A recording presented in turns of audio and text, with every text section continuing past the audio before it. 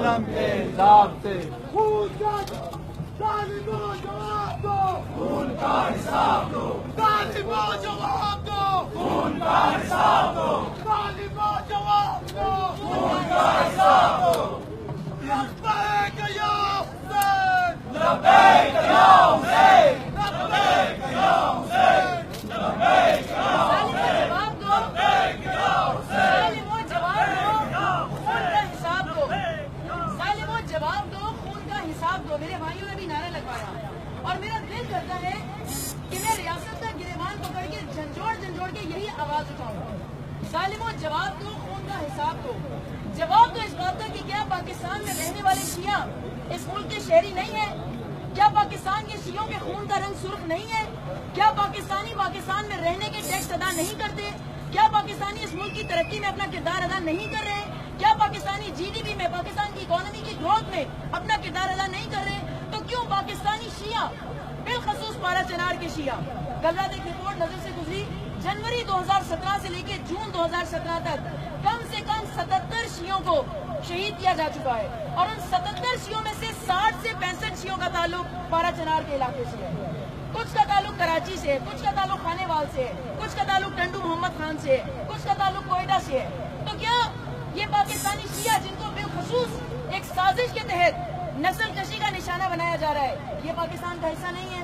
چونکہ دامن وقت میں گنجائش نہیں ہے، بس آخر میں چند باتوں کی طرف آپ کی توجہ مبذول کرواتی چلوں کہ آخر کیوں پارا چنار کے شیعوں کو ہی خصوصیت کے ساتھ نسل کشی کا نشانہ بنایا جا رہا ہے؟ بزان محترم انشاءاللہ علماء کرام اس پر زیادہ تفصیل سے گفتگو کریں گے۔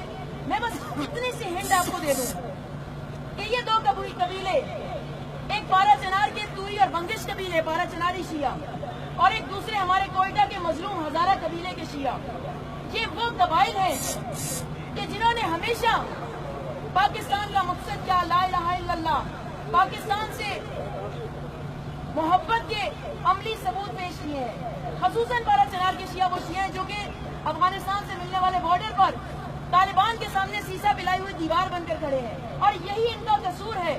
آخر ریاست کو کیسے قبول ہو کہ کوئی ان کے اسٹریٹجک ایسٹس کو، کوئی ان کے اثاثہ جات کو اتنا ٹف ٹائم دے؟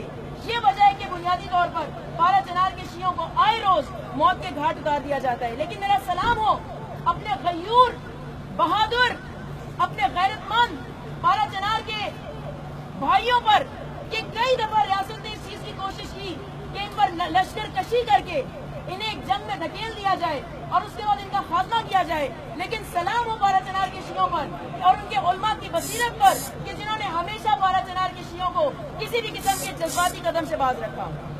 سامعین محترم، کلام کے اختتام میں آخر میں بس اتنا کہوں گی کہ پارا چنار پر ہونے والے یہ مظالم نئے نہیں ہیں۔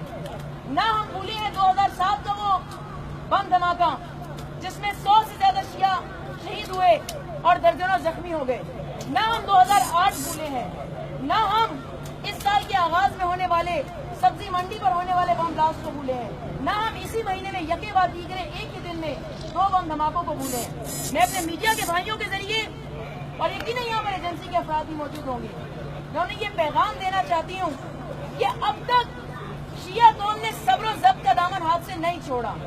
اب تک شیعہ قوم وہ قوم ہے کہ آج تک ہمارے کسی احتجاج میں نہ کسی درخت کا پتا ٹوٹا ہے، نہ کسی چڑیا کا پر ٹوٹا ہے، لیکن کسی قوم کے صبر و ضبط کو اتنا آزمانا نہیں چاہیے۔ مطالبات کی فہرست انشاءاللہ علماء کرام پیش کریں گے۔ میرا پہلا مطالبہ یہ ہے، کم سے کم اپنے ذاتی لیول پر میں یہ سمجھتی ہوں کہ پارا چنار کے شیعوں کو جو سازش کے تحت غیر مسلح کیا گیا ہے ان کو غیر مسلح نہ کیا جائے۔ پارا چنار، آخری بات جو میں پہلے کرنا بھول گئی، ایک تو ظلم یہ کرتے ہیں کہ شیعوں کو مار دیتے ہیں، اس سے بڑا ظلم یہ کرتے ہیں کہ جب وہ مظلوم شیعہ اپنے گھروں سے احتجاج کرنے کے لیے نکلتے ہیں تو ایف سی کے اہلکار ان کے اوپر فائرنگ کر کے مزید لوگوں کو موت سے ہمکنار کر دیتے ہیں۔ کل کے ثانے میں بھی ایسا ہوا، پہلے بم دھماکہ ہوا، اس کے بعد جو احتجاج کرنے کے لیے باہر نکلے ان احتجاج کرنے والے شیعوں کو، کم سے کم 6 شیعوں کو ایف سی کے اہلکار نے مار دیا۔ یہ باتیں ایسے نہیں چلیں گی۔ ایسا نہ ہو کہ شیعہ پاکستان کے اس طرح سے اٹھے کہ وہ پارلیمنٹ میں بیٹھے ہوئے جو بت ہیں، جو پارلیمان میں لوگ موجود ہیں، جو کبھی پارا چنار کے گرد خندق کھدوا کر اسے باقی ملک سے الگ کرنے کی کوشش کرتے ہیں، جو کبھی پارا چنار کے لوگوں کو غیر مسلح کر کے انہیں دشمنوں کے آگے ڈال دیتے ہیں، جو کبھی پارا چنار کے لوگوں کی صنعتی اور معاشی ترقی میں رکاوٹیں ڈالتے ہیں. ایسا نہ ہو کہ شیعوں کا سیلاب، شیعوں کی غیرت و حمیت ان پارلیمنٹ میں بیٹھے ہوئے بتوں کو بہا کر لے جائے. آپ کے وقت کا بہت شکریہ. میں کہوں گی لبیک یا زینب، آپ نے بات دینا ہے لبیک یا حسین. لبیک یا زینب، لبیک یا زینب.